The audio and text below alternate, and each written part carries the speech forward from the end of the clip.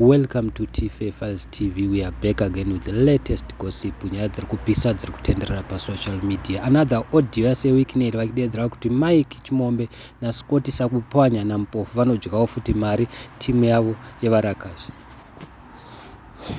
Good morning, members.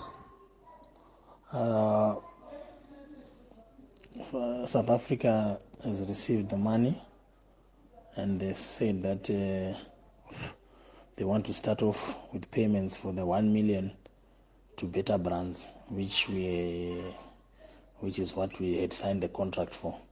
Then after the holiday, we've been able to engage them because we had agreed to top all 7 days.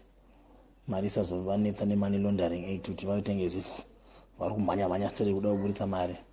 So for Easter purposes ndaisa pressure kuti ashama tisire 1 million edi at least timbotanga kumhanya. So as agreed, Scott otora 350, inini 150, Mike 150, Mpofu 150, then Momzo yato apa 100, DG to apa 100 to make a total of 1 million, and 150 by 4 is 600. Then Scott 200 yake to make 800. To work as 30. Scott takes 350. Posara 650. 650. Mom's on oil 100. Posara 450. 450 to split at 33. 150.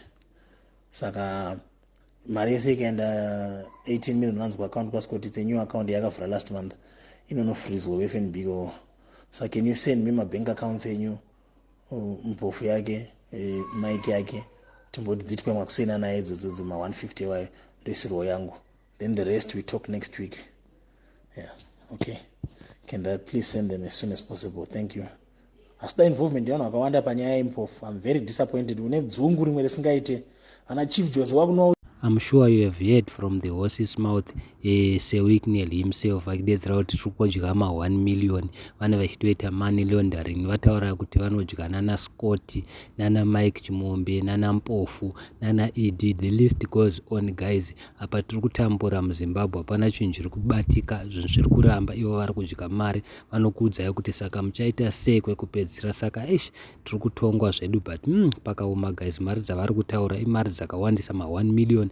Mamunzwa Sir Wicknel achitodedzera kuti tosherana, mumwe anotora 150, mumwe 200, mumwe 300. Comment down below mutiudze kuti tinoti kudini hazvo. Thank you so much.